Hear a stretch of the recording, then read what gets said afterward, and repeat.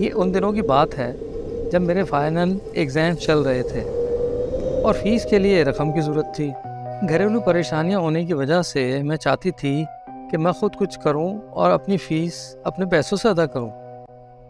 اسی لیے میں نے کچھ جاننے والوں سے بات کی اور مجھے ایک بیبی سیٹر کی جاب مل گئی، اور جہاں مجھے جاب ملی تھی وہ لوگ بہت اچھے تھے۔ میں اولڈ سٹی ایریا کی رہائشی ہوں۔ مجھے طاہر ولا کے قریب جاب ملی تھی جہاں بنگلوز بنے ہوئے ہیں۔ میں گھر سے اکیلی ہی عائشہ منزل آتی۔ اس گھر کے مالک بیرون الملک گئے ہوئے تھے۔ ان کی بیگم نے مجھ سے کہا کہ تم کچھ دنوں کے لیے یہاں رک جاؤ، وہاں اس وقت صرف خواتین ہی رہتی تھیں۔ تو میں نے اپنے گھر سے اجازت لی اور یہاں رہنے کے لیے آ گئی۔ اگلے دن جب میں پلے گراؤنڈ میں بچوں کے ساتھ کھیل رہی تھی تو بچوں نے بال گراؤنڈ کی دوسری سائڈ پر پھینکی۔ میں بال لینے چلی گئی۔ جب میں بال اٹھا کر واپس جانے لگی تو پیچھے سے کسی نے مجھے دھکا دیا، تو میں ڈر گئی۔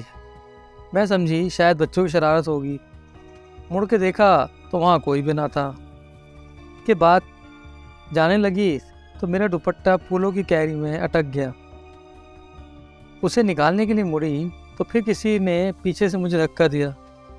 میں پھر ڈر گئی۔ مڑ کر دیکھا تو وہاں بھی کوئی نہ تھا۔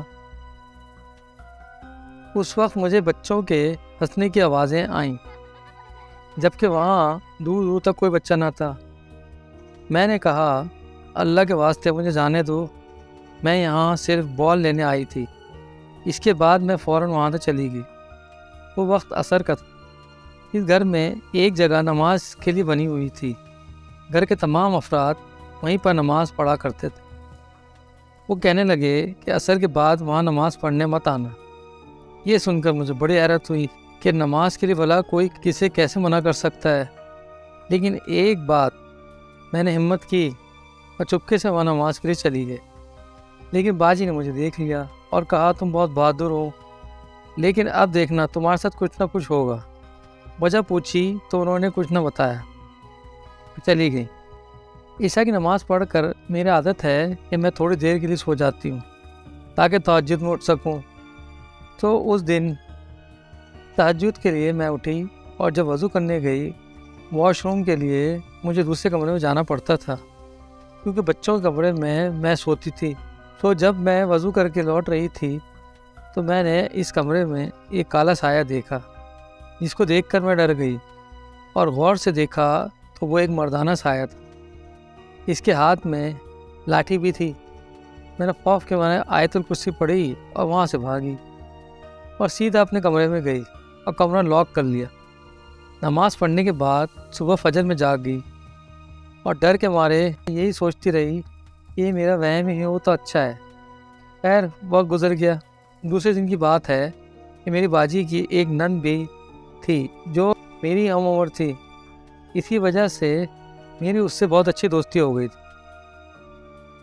وہ کہا کرتی کہ تم ہمارے ساتھ کیوں نہیں سوتی، یہیں پر سو جایا کرو۔ میں نے کہا نہیں، میری ذمہ داری ہے کہ میں بچوں کا خیال رکھوں، لہٰذا میں بچوں کے ساتھ ہی سوتی ہوں کیونکہ میں انہیں اکیلا نہیں چھوڑ سکتی۔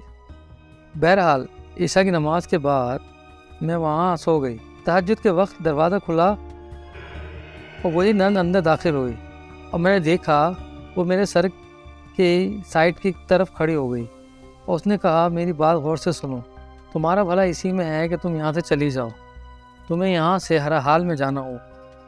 تو میں نے جواب دیا یہ تم کیا کہہ رہی ہو؟ میں بڑا پریشان ہوئی کہ اسے اچانک کیا ہو گیا۔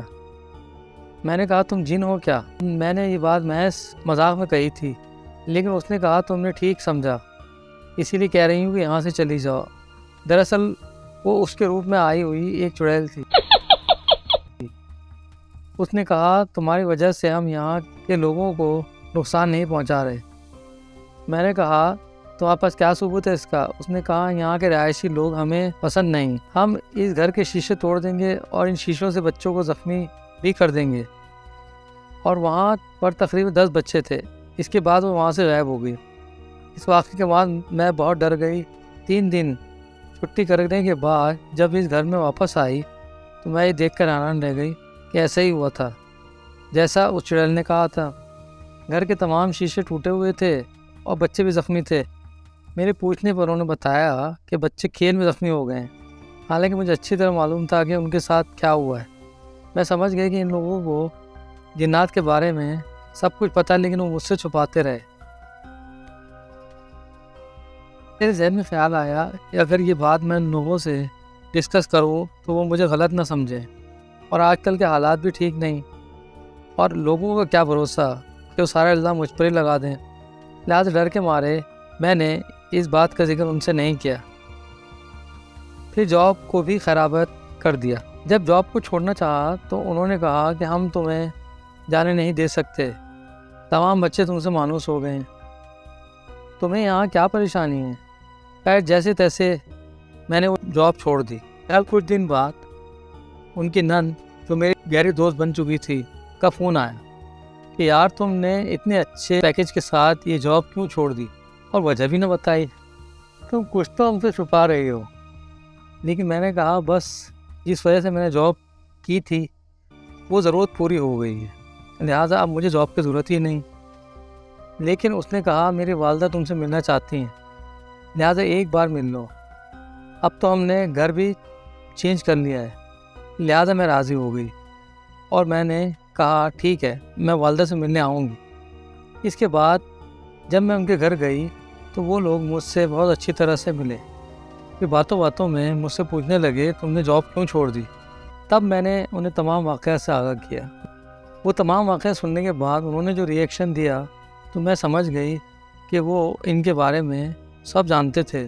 لہٰذا انہوں نے کہا ہمارے گھر میں اتنے عرصے میں کوئی نہیں ٹکا، تم واحد تھیں جو اتنے عرصے سروائیو کر گئیں۔ تو میں نے کہا اس کا مطلب یہ ہے کہ آپ لوگوں نے میری جان خطرے میں ڈالی، مجھے بتایا بھی نہیں کہ وہ گھر جو اتنا خوبصورت ہے لیکن آصف زدہ ہے۔ خیر وہ معذرت کرنے لگی، پھر میں انہیں خدا حافظ کہہ کر واپس آ گئی۔